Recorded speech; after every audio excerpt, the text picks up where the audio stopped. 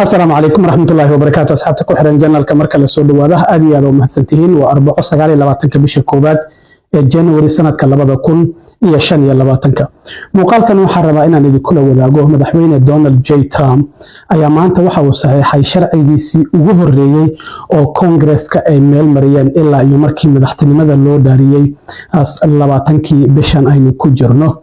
sharcigan waa kii ugu horeeyay ee Congress-ka ay meel mariyeen ee Trump uu qalinka ku duugo waana sharci immigration kaasi oo halis ku ah dadka soo galootiga ah ee wadanka ee sharci darada ku soo galay. Sharcigan waa sharci 3 toddobaad ka hor aan ka soo hadlay oo ah sharcigii loogu magac daray gabadhii ardayda jaamacadda ka ahayd gobolka Georgia ee Laken Riley. Sharcigan waxa loogu magac daray iyada oo waxa la yiraahdaa the Laken Riley Act ayaa la yiraahdaa. Sharcigan markaa laba xubnood oo Republican oo ku kala jira sanadka iyo sidoo kalena aqalka wakiilada ayaa soo diyaariyay. Labadaas xubnood waxa kala yiraahdaa Katie Braid oo aqalka sanadka ku jirto oo laga soo doorto Louisiana iyo sidoo kalena Mark Collins oo Georgia laga soo doorto oo isaguna aqalka wakiilada ku jira. Marka Trump intii ololaha uu ku jiray ayaa waxa uu gabadhan magaceeda ku celcelinayay maadaama soo galooti sharci la'aan oo wadanka Venezuela ka yimid uu gabadhan ardayada dilay 22 bishii labaad ee February ee sanadkii 2024 ee dhamaaday xilliga subaxdii dadku calaamitada orodka ay aadaan iyadoo ordaysa uu arkay kadibna inuu kufsado isku dayay waa ay qaylisay kadibna waa uu dilay. Markaas kadib waa la soo qabtay isagana maxkamad ayaa la saaray xabsi daa'in ayaa lagu xukumay 20 bishii 11 ee November ee sanadkii dhamaaday. Marka sharci iyada loogu magac daray oo the Laken Riley Act ayaa labada aqalka wakiilada iyo aqalka sanadka ay meel mariyeen. Trump ayaana maanta saxiixay waxa uu noqday sharcigii ugu horeeyay ee Trump uu qalinka ku duugo oo Congress-ka ay meel mariyaan. Goobta waxa joogay xubnihii labada aqal ee sharcigan soo diyaariyay gabadha hooyadeed iyo aabaheed oo Alison iyo John la yiraahdo iyo walaasheed oo la yiraahdo Lauren iyo qaar kamida eheladooda oo aqalka cad tagay markii sharcigan la saxiixayay. Trump khudbad ayuu jeediyay ka hor intii uusan sharcigan saxiixin. Khudbadaasi waxyaabo fara badan ayuu uga hadlay oo ay kamid tahay in qaar kamida dadka halista ah ee dambiilayaasha ah ee Mareykanku uu doonayo inuu celiyo uusan wadamadooda ku celin doonin uu xabsiga Guantanamo uu ku xiri doono. Arrintaasi waan idin la wadaagayaa. Trump markii uu sharcigan saxiixay waxa dhinacyada ka taagnaa waalidiinta gabadhaasi dhimatay ee sharcigan loogu magac daray. Qaar kamid ah xubnaha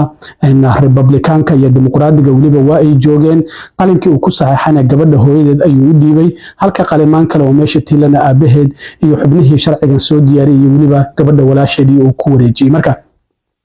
sharcigan the Laken Riley Act Trump waxa uu yiri gabadhaasi waxa sharcigan uu yahay kii ugu horeeyay oo ilaa iyo markii madaxweynaha 47 aan noqday aan saxiixo waxana uu sheegay in gabadhaasi 22 February uu dilay kooxahan gangiska ee Venezuela ka yimid ee Trenta de Aragao la yiraahdo inuu ka tirsanaa ninkan Jose Ibarra oo gabadhaasi dilay waxana uu sheegay wadanka inuu soo galay 22 sanadkii 2022 kadibna New York lagu xiray oo la soo daayay Georgia markuu yimid haddana la xiray. Wuxuu yiri maamulkii hore ayaa dambiilahan wadanka ku sii dhaxday oo iga horeeyay maamulkii Biden ayuu ula jeedaa. Marka sidaa darteed waxa uu yiri ma hilmaami doono gabadhan sharcigan ayaana magaceeda lagu qoray. Trump marka oo arrimahaasi ka hadlayayna waxa uu yiri The Laken Riley Act will become the very first bill that I proudly sign into law as the 47th president of the United States. Laken was a brilliant and beautiful 22-year-old nursing student from Georgia, the best in her class. Just after 9 a.m. last February 22nd, Laken went out for a jog on the campus of the University of Georgia, but she was just never returned. She never came back, did she? Huh? While on her run, Laken was attacked, viciously assaulted, beaten, brutalized, and murdered by an illegal alien gang member who was set loose into our country by the last administration. We are deeply honored to be joined today by Laken's parents, Allison and John, and her sister, Lauren. Thank you very much. America will never, ever forget Laken Hope Riley. The vicious criminal who murdered Precious Laken was an illegal alien member of the barbaric Venezuelan prison gang known as Tren de Aragua. He trespassed across our southern border in 2022 and was apprehended by Border Patrol, but under the cruel policies of the last administration, instead of being deported as he should have been, he was released into the United States, as were millions of other people, many of them very dangerous people. And you see what we're doing, we're getting them the hell out of here. madaxweyne Donald Trump waxa uu sidoo kale ka hadlay sharcigan waxyaabaha ku jira sharcigan the Laken Riley Act waxyaabaha ku jira ayuu ka hadlay waxa uu yiri sharcigan waxa uu dhigayaa ama ku qoran in wasaaradda amniga gudaha ay xiri karto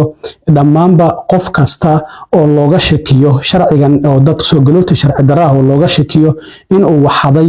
inuu dhac geystay inuu meel gubay ama ganacsi ama guri uu gubay iyo sidoo kalena shoplifting waxa la yiraahdo dadka intay dukaamada galaan alaab ka soo qaato sidoo kalena waxa ku jirta qof dhibaato u geystay boolis qof dil geystay oo sharci darro laakiin arinta Soomaalidu ay ka soo galeysay waa halkan dad fara badan inta badan Soomaalidu waxna ma dhacdo dilkay kuma lug lahayn in badan dadka soo galowtiga way is ilaaliyaan laakiin arintan wuxuu yiri dambi kasta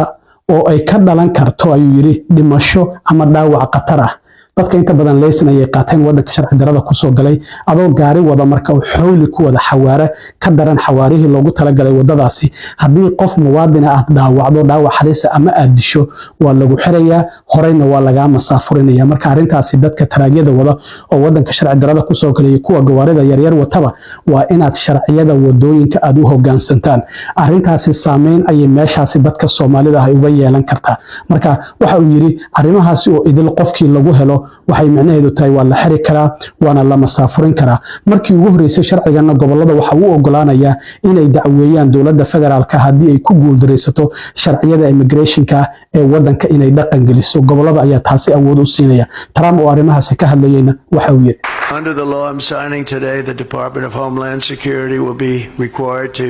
detain all illegal aliens who have been arrested for theft, burglary, larceny, shoplifting, assaulting a police officer, murder, or any crime that results in death or serious injury. In addition, for the first time ever, this act gives state governments the ability to sue the federal government for immediate injunctive relief if any future administration ever again refuses to enforce the immigration laws of the United States, like happened for 4 long years.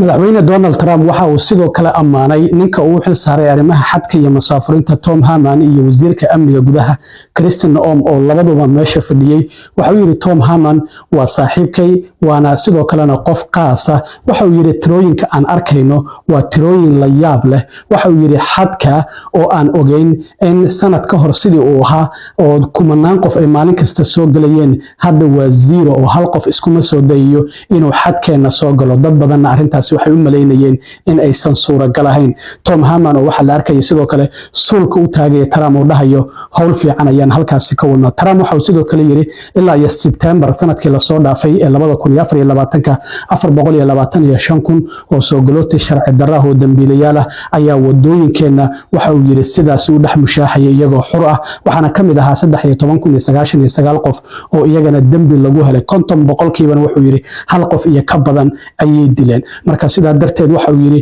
hadda waxa ay dadkaasi markii hore beeraheena iyo magaalooyinkeena ay dhex socdeen laakiin hadda maamulka Trump intii uu jiray waxa uu yiri degdeg iyo xawaare ay ku socotaa in dadkaasi wadankeena aan ka saarno isagoo sheegay in hadda Tom Harman iyo Kristen Noem hawsha ay wadaan uu yahay hawl uu ku faraxsan yahay Trump oo arimahaasi ka hadlayna mar kale waxa uu yiri Tom Harman is my friend but he is something special. He is something special. Right.